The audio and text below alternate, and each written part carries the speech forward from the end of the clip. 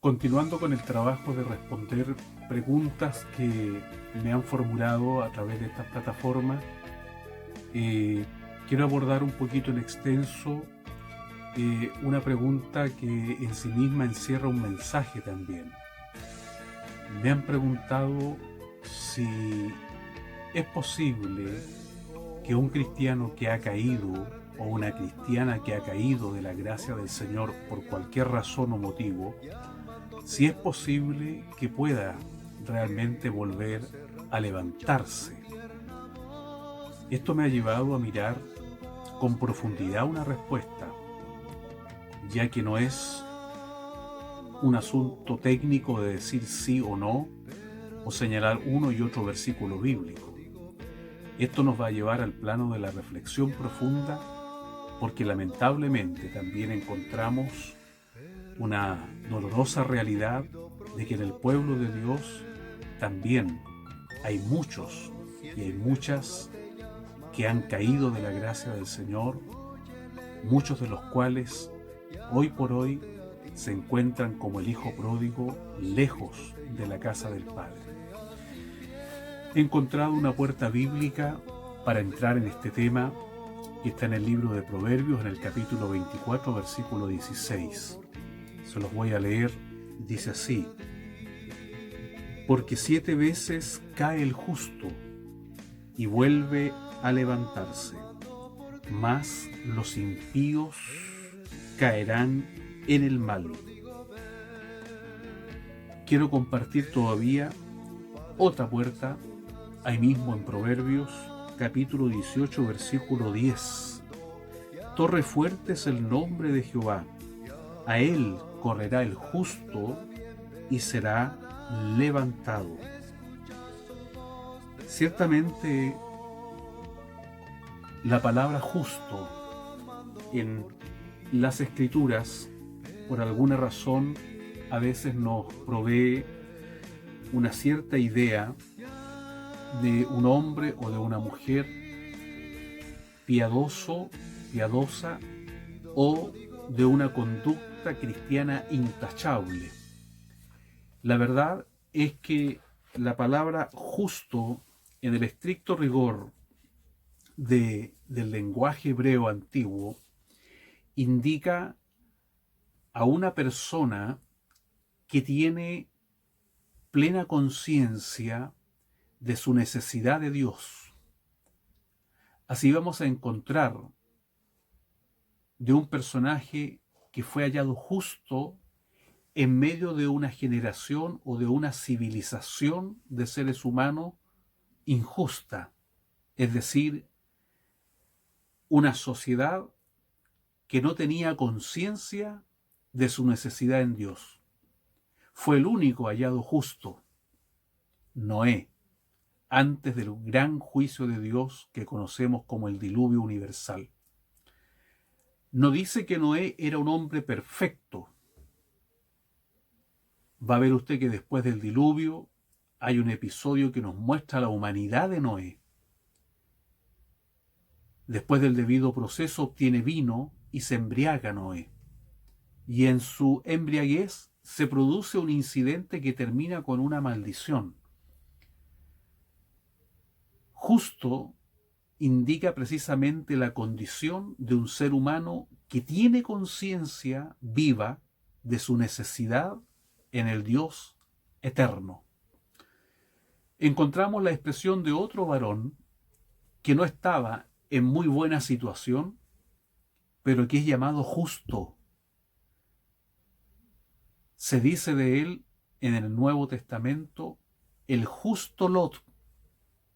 Lot, sobrino de Abraham, quien, movido por su humanidad, escogió lo mejor del paisaje, lo mejor de la geografía para asegurar la prosperidad de su rebaño, y ello le llevó a acercarse y a enredarse, involucrarse en las ciudades pecadoras o de una sociedad pecadora de su época.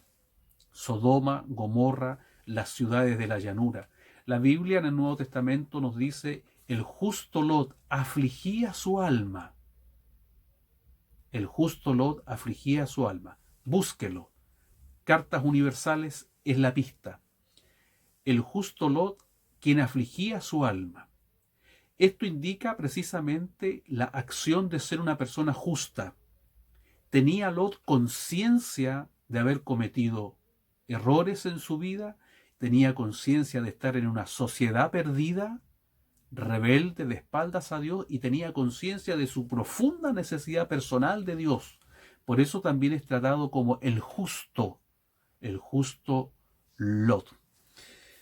Así es que cuando leemos la expresión bíblica justo, no estamos hablando de una persona perfecta.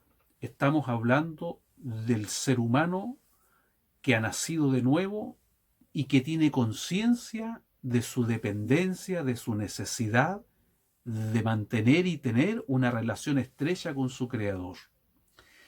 Ocurre curiosamente que por distintas y múltiples razones,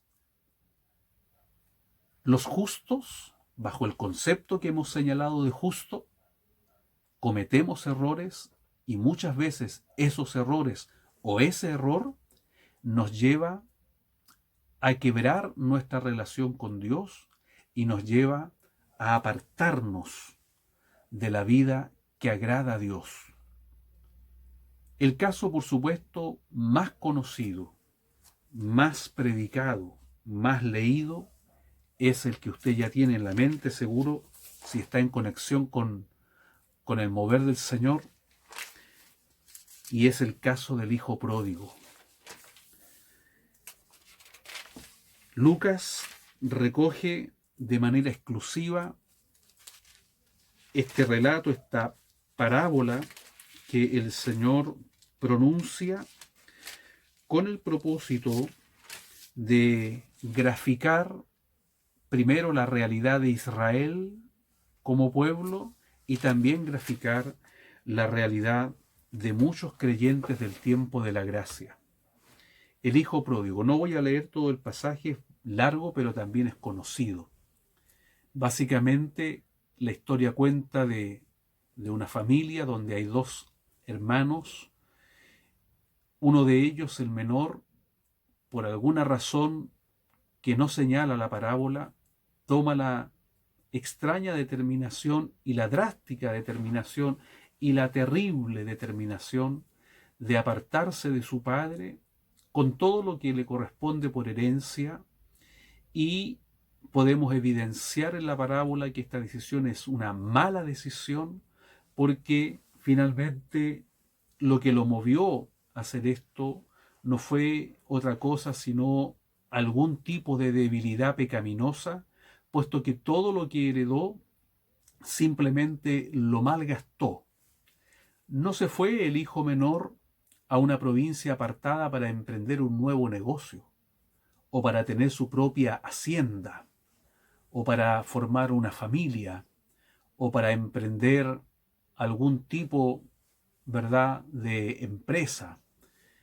Simplemente quiso irse de la casa del padre para vivir en el libertinaje que siempre significa darle lugar y libertad a nuestras inclinaciones pecaminosas.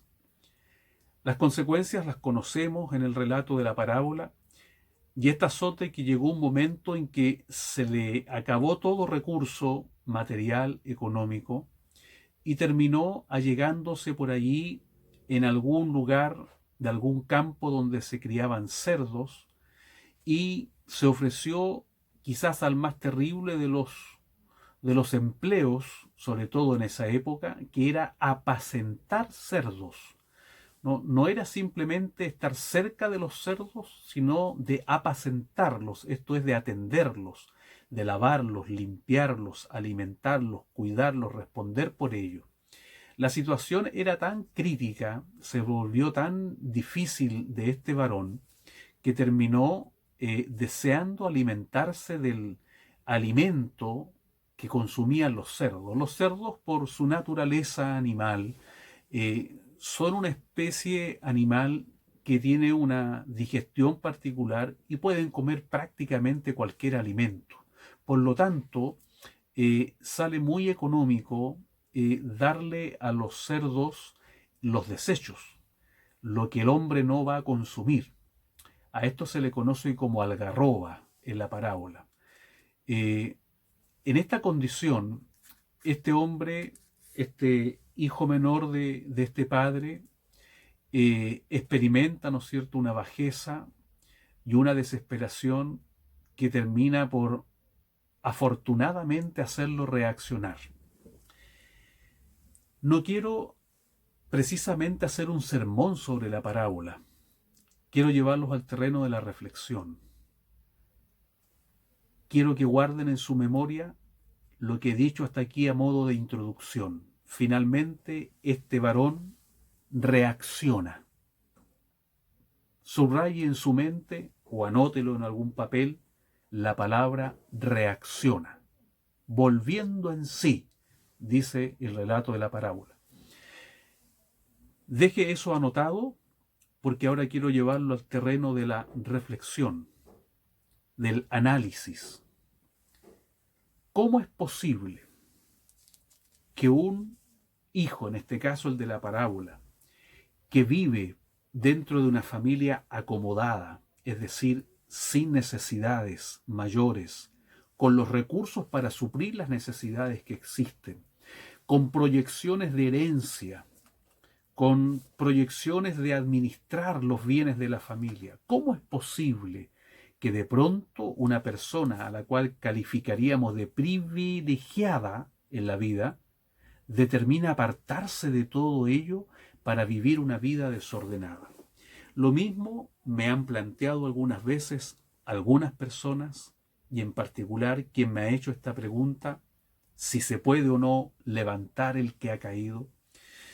Me han planteado algunas personas esta misma interrogante. ¿Cómo es posible que un cristiano, que una cristiana que ha gustado el bien de Dios, que ha gustado la gracia, que ha gustado las bendiciones, que ha gustado la vida cristiana, un día, por 100 y 1000 razones distintas, decide apartarse de esta buena vida para vivir una vida desordenada que a la postre le trae un escenario de aflicción, muchas veces de pobreza material, de pobreza espiritual, de rupturas, de consecuencias muchas veces terriblemente dolorosas y difíciles de lidiar con ellas? ¿Cómo es posible?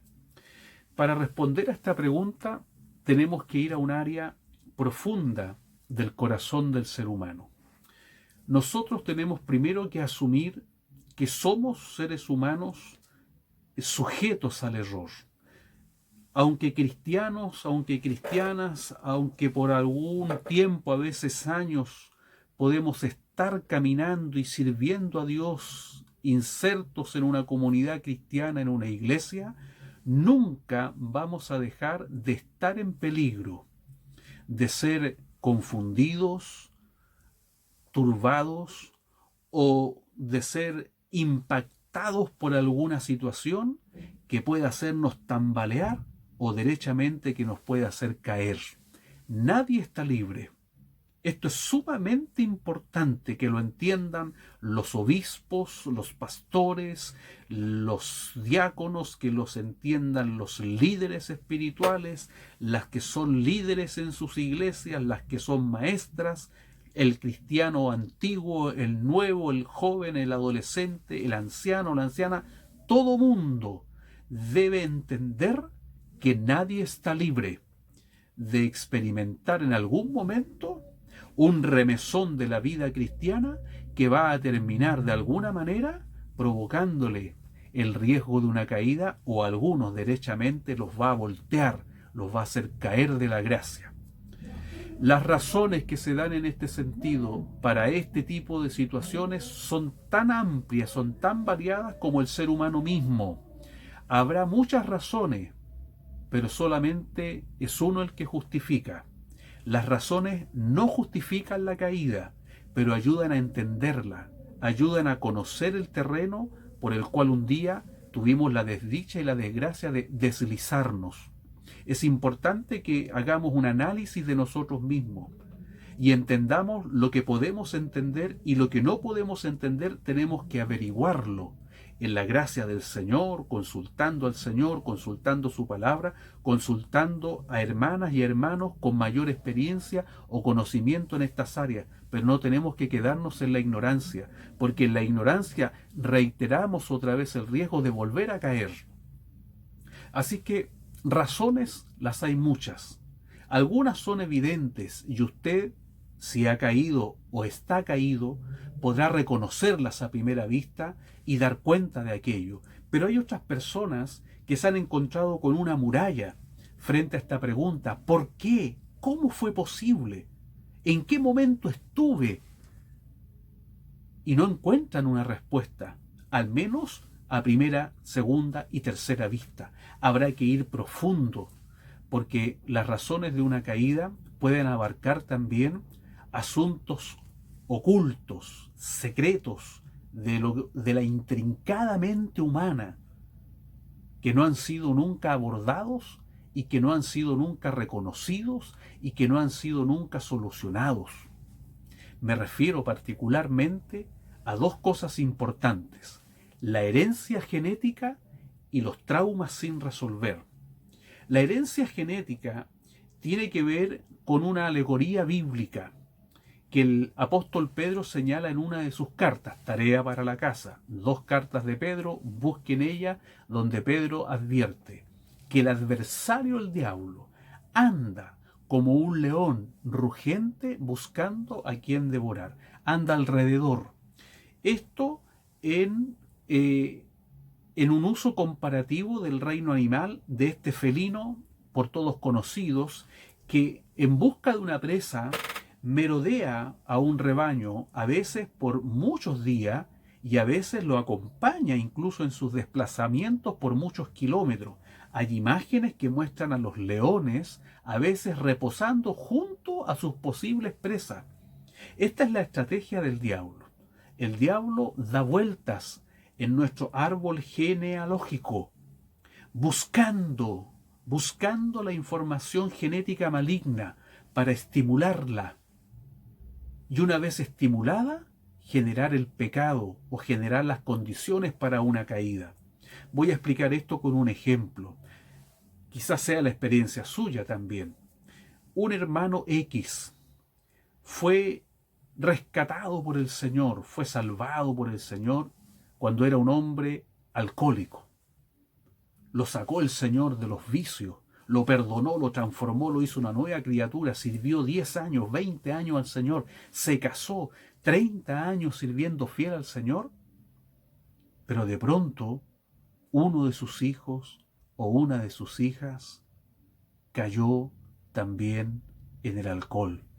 A pesar de que el hermano se casó en la iglesia, formó un hogar cristiano, una familia cristiana, sirvió fielmente a Dios, transmitió la enseñanza bíblica a sus hijos, pero de pronto alguien de su linaje experimenta la misma inclinación. Esto es información genética que el adversario está observando.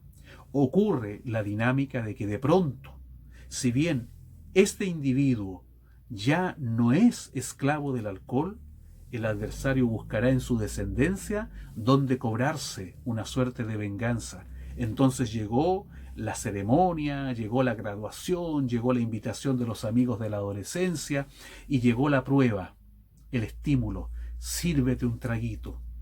Y a veces ese trago causa ardor, escozor, no gusta y no se da el estímulo. Pero otras veces, en muchas ocasiones, esto estimula, descubre la información genética y entonces el adversario se abalanza como un león rugiente y toma para sí una presa. La ha estado rodeando por años, esperando el momento preciso. Esto nos ocurre a todos. Todos tenemos una herencia genética, por eso es importante averiguar, conocer nuestra historia familiar, y por eso es tan perjudicial hoy día esta distorsión familiar que se da en el mundo, de donde proliferan los padres ausentes, los padres desconocidos, a veces las mamás desconocidas, donde el árbol genealógico se corta a muy poca distancia, no se conocen los abuelos, no se conocen cómo vivían, a qué dioses servían, si eran o no cristianos, qué vicios tenían, qué prácticas realizaban. La información genética es tremendamente importante porque es un escenario, es un territorio donde trabaja también el enemigo del alma. Entonces, ¿qué ocurre? Se convierte un hombre o una mujer al Señor, pasa un tiempo y el adversario, que siempre ha estado observando, sabe que a pesar de estar convertido, algo puede haber en su naturaleza humana, en su naturaleza carnal, que pueda ser estimulado. Y a veces el estímulo viene por los recuerdos, viene por la música, viene por los aromas, a veces viene por las costumbres, por las tradiciones. Y de pronto alguien puede verse involucrado en una conducta que le va a traer después un estado, ¿no es cierto?, de depresión, de decepción, de frustración, donde el empujón para la caída está solo a centímetros. Así es que debe conocer bien la información genética y cuidar de aquellas áreas en las que usted puede ser vulnerable. Cuidarlas en oración, cuidarlas en estudio bíblico, cuidarlas en consejería, reforzar esas puertas, mantenerlas cerradas. También está el tema de los traumas sin resolver. Un trauma básicamente, sin entrar en detalles técnicos dignos de los psicólogos, de los psiquiatras, de la salud mental, los profesionales de aquello, en términos sencillos, los traumas son las huellas que dejan eventos o experiencias dolorosas. Queda traumada la persona, se dice, es decir, queda marcada.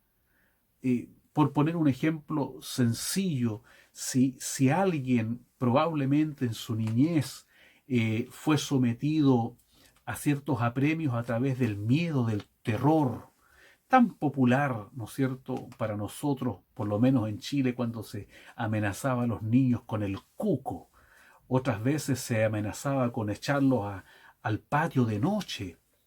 Esas experiencias para unos y otros, aunque no es para todos igual, para unos y otros pueden dejar huella, que se van a manifestar en traumas cuando sean adultos. Le van a tener miedo a la oscuridad, le van a tener miedo a lo que no se ve, etc.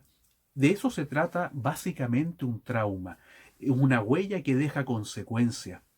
Tenemos nosotros que pedirle ayuda en todo esto al Espíritu de Dios para que nos revele, nos muestre. David, búsquelo en los salmos, ahí va a tener tarea para la casa.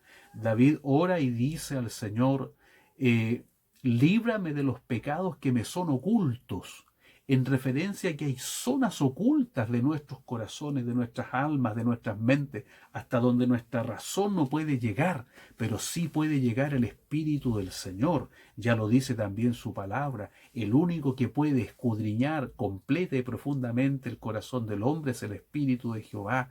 Entonces allí tenemos a nuestro aliado, nuestro amigo, al Paracletos en griego, al Consolador, al Ayudador, que es el Espíritu Santo de Dios morando en nosotros, quien nos ofrece su ayuda.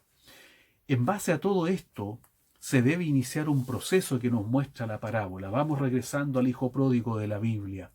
Le dije que recordara la expresión reaccionó.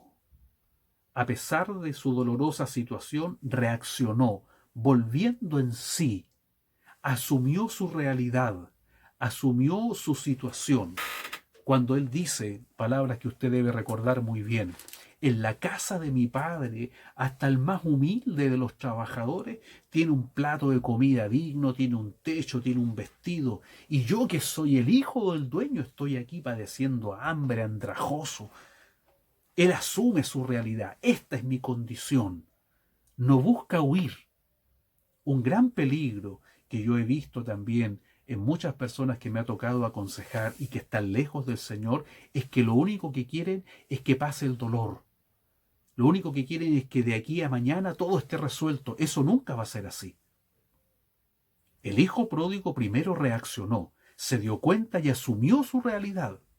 Asumió su realidad. Ese es un paso importantísimo. Si me está viendo y escuchando a alguien en esta condición, por favor, lo invito a reaccionar y a asumir el terreno en el que se encuentra. Está lejos del Padre y está sufriendo las consecuencias de sus errores. Luego el hijo pródigo toma una determinación que involucra una acción. También he visto esto en muchos casos. Hay personas que solo quieren alivio y no soluciones. Quieren que el momento difícil pase, quiere que la pobreza desaparezca, quiere que el enredo de relaciones íntimas, familiares, en fin, sentimentales o relaciones sociales, se arregle para seguir viviendo la vida. Eso nunca le va a llevar de vuelta a la casa del Padre.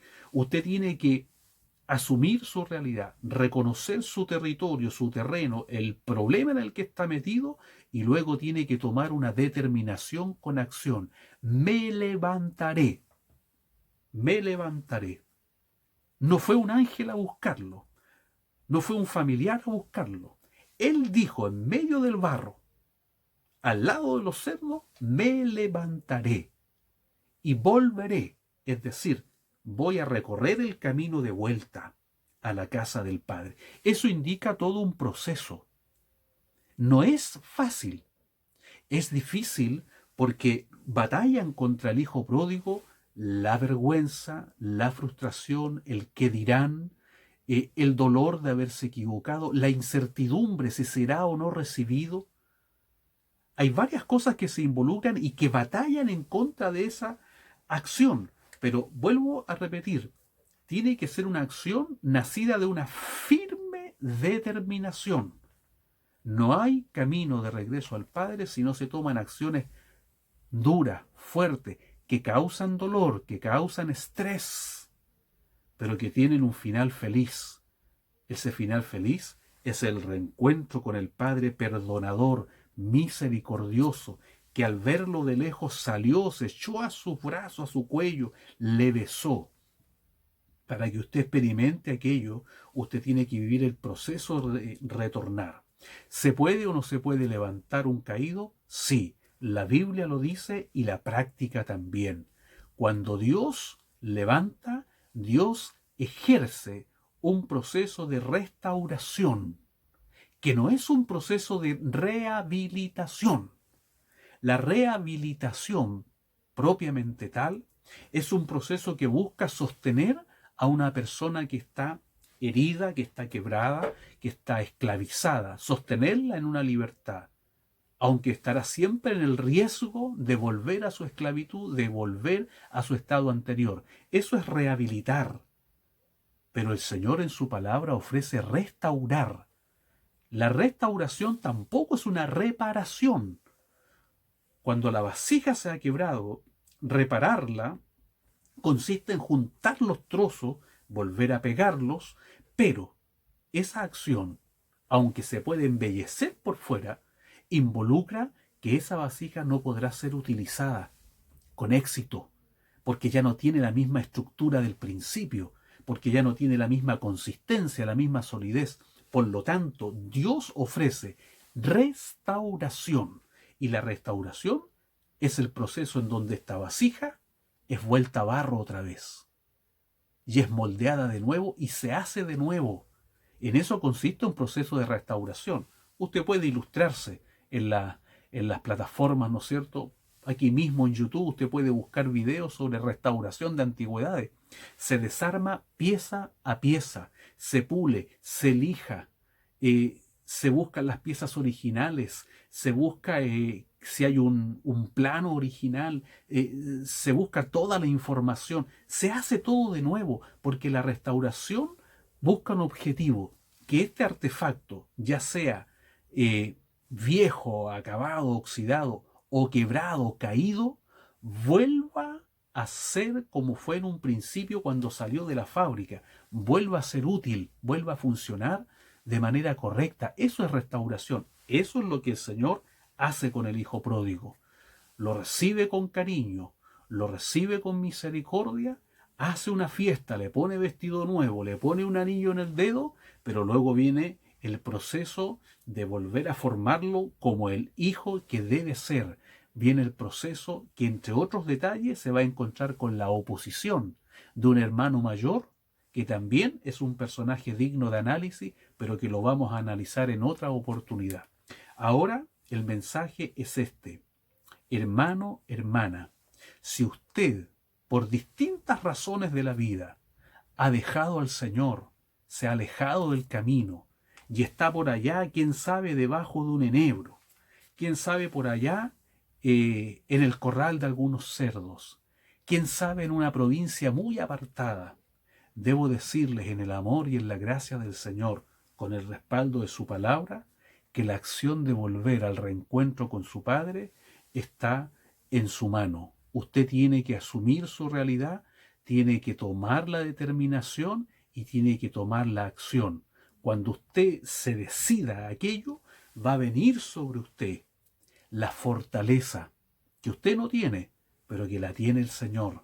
Por su Espíritu Santo usted va a poder salir de ese barro, va a poder recorrer el camino de vuelta, le va a costar, va a ser difícil, van a haber momentos de debilidad, van a haber momentos de cansancio, van a haber hasta retroceso, pero cuando usted logre acercarse a la casa del Padre, el Padre va a salir a su encuentro. Ni siquiera usted va a tener que llegar a la casa misma.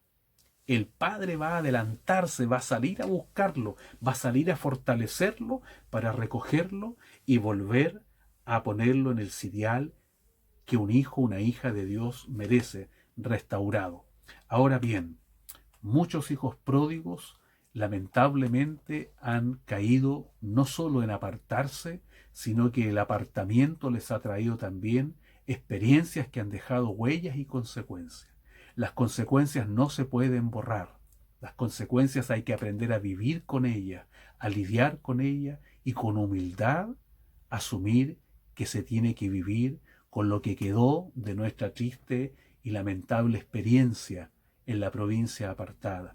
Mayormente cuando este apartamiento ha ocasionado, por ejemplo, deudas pendientes con la justicia, cuando ha generado relaciones sentimentales en un marco no bíblico, relaciones fuera del matrimonio o antes del matrimonio, hijos en la soltería, nada de eso va a desaparecer. Hay que aprender en la gracia de Dios a lidiar con eso, porque se puede ser un cristiano de valor, servir con fidelidad a Dios, sabiendo también asumir el costo de las consecuencias de nuestros errores. Deseo que el Señor ayude a los que hemos llamado hijos de la promesa, que Dios les guarde, Dios les bendiga. Oro siempre, cada día por ustedes, con emocionada y sentimental oración. Pido a Dios que los restaure, que los llame de nuevo, que los vuelva a limpiar, a vestir, a adornar y a poner en el sitial de honor que ustedes tienen. Aunque usted no lo crea, usted tiene un sitial de honor en la casa de Dios. Tome la decisión, vuélvase, porque el Señor les está esperando. Que Dios les guarde, Dios les bendiga en esta mañana, la paz del Señor con todos nosotros, para Dios honra, gloria y suprema alabanza. Amén.